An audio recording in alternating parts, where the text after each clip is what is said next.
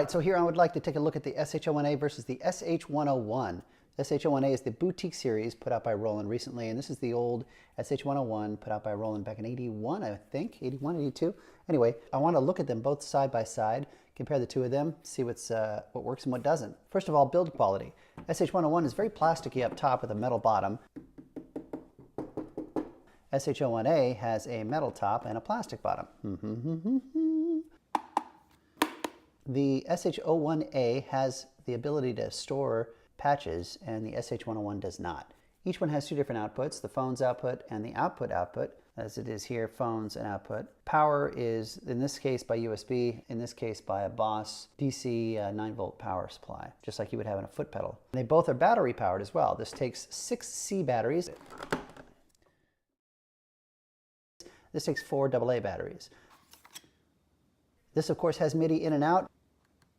This was built before MIDI was created, so it only has CV gate in and out, whereas this has CV gate out only. It has external clock in an 1/8 inch jack. Everything on this SH01a is 1/8 inch jack. And then the SH101 has external clock in as well. The SH101 can have a hold pedal, whereas there is no place to put a hold pedal in on the SH01a. However, the SH01a has the mix in, so audio can come into it, whereas the SH101 does not have any mix in.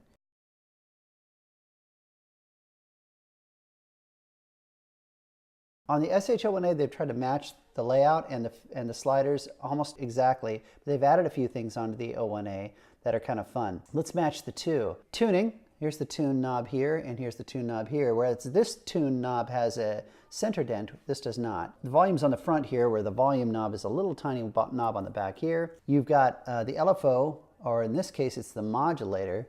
It's two different things here. The sequencer clock and the LFO clock are connected. They can't be separated.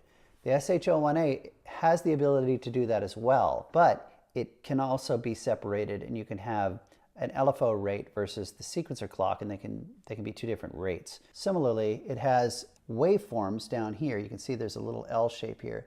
The waveforms for the SH101, the options are triangle, square, random, and noise. Now in the SH01a, they added 2 more waveforms. They have the same waveforms that you have on the 101, but they also added a sawtooth waveform and a reverse saw waveform. So that's kind of fun. Modulation wise, you've got the same controls here. You have VCO, VCF, and mod. The LFO on the modulation is always going to be a sine wave. You have the ability to transpose low, medium, and high. You have portamento, auto, off, and on. And the portamento knob is here, which is to match what's here. The VCO on the SH01a is almost the same as the SH101, but it actually takes it a step further, 2 steps further actually. The VCO range on the SH101 only goes to 16 feet, whereas the VCO range on the SH01a goes to 32 and even down to 64 feet. At the end of this video, I'll tell you about VCO footage, a little bit of fun trivia. Anyway, everything here matches as far as switches, LFO at the top, manual in the center, and envelope at the bottom. Same goes for the SH01a. LFO at the top, manual in the center dent, even though they had to draw a little line, and envelope down at the bottom. The source mixer is the same, pulse wave, triangle wave, sub-oscillator. Sub-oscillator has the same amount of range. It's 1 octave, 2 octaves, and then 2 octaves as a offset pulse.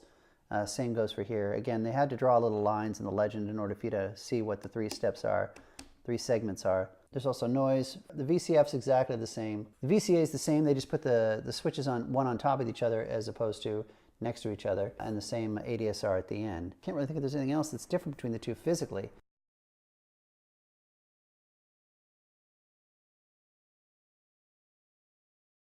Let's take a listen to the sounds now.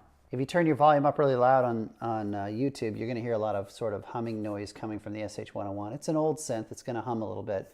This is pretty much dead quiet. All right, let's listen to both of them side by side.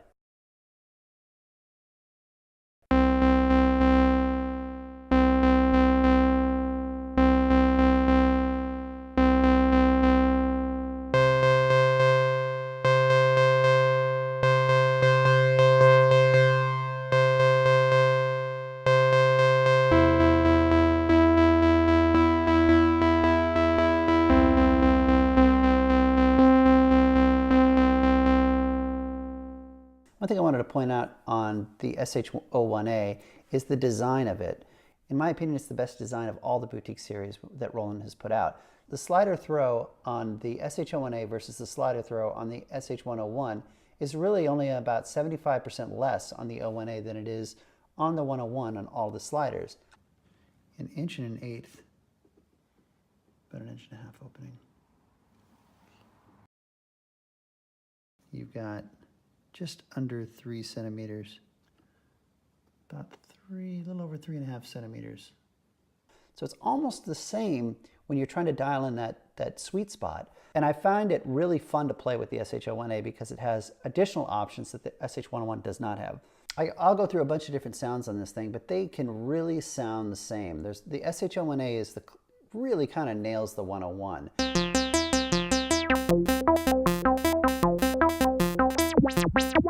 The sequencers on both the machines are the same. The sequencer will hold 100 notes on each. The difference is that you can actually save the sequences on the 01a, and of course you can save the sequences on the 101, but the minute you write a different sequence, it's going to overwrite the one prior to it. The SH101 came in 3 different colors.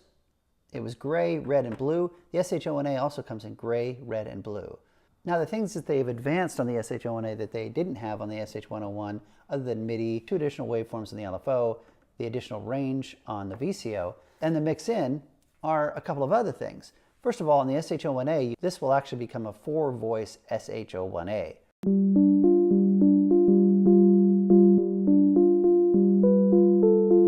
There's also the ability to unison all 4 voices. There's normal, which is mono. Then there's unison, where all 4 voices will actually sound on top of each other. There's poly. And then there's chord.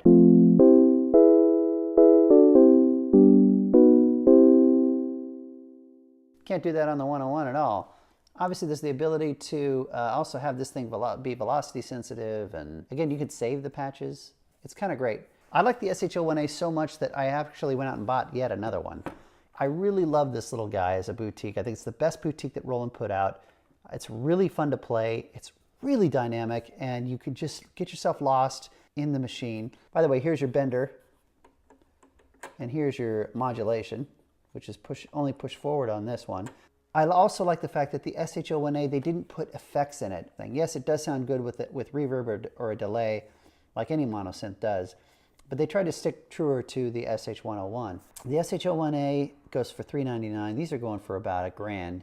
Little side note with regards to the mix-in that I mentioned earlier. I think I bought an SH101 back in 1986, and the thing that I disliked about it was that there was no audio input. I wanted to be able to send audio into this thing and run it through the filters, but there was no way of doing it.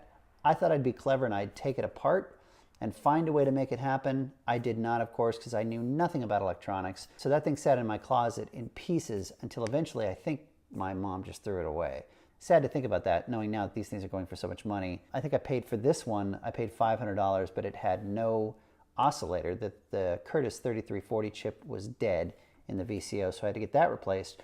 And then I replaced also the sustain slider. I ended up replacing that myself, which I have a video on showing how I did that. But anyway, $399 versus $1,000. You can barely tell the difference. If you can, there's a little bit more low end and grit on this, but it's due to the age. This has so many more options. You can also get yourself one of these trays, which are kind of great. I think I paid $50 for this, which is a little too much. But you can get one of these trays, you can set it in there, and it'll tilt towards you to your liking. But anyway, that's my quick summary. Is it quick? That's my summary of the SH01a versus the SH101. I hope you liked it. Let's go through some sounds a little bit more so you can just hear the options.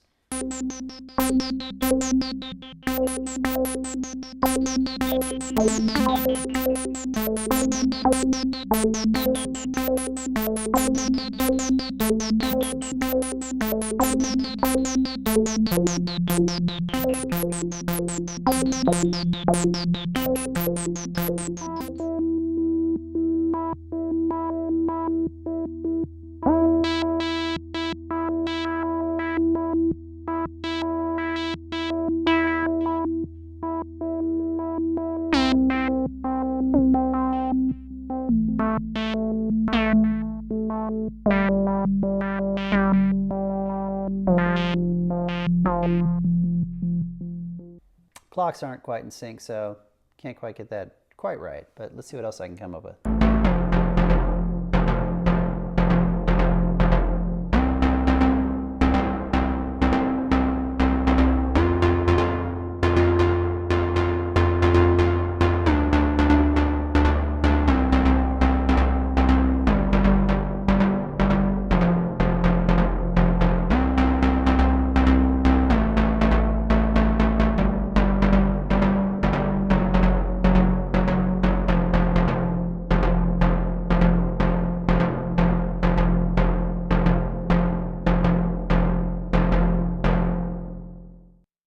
Very similar sounds.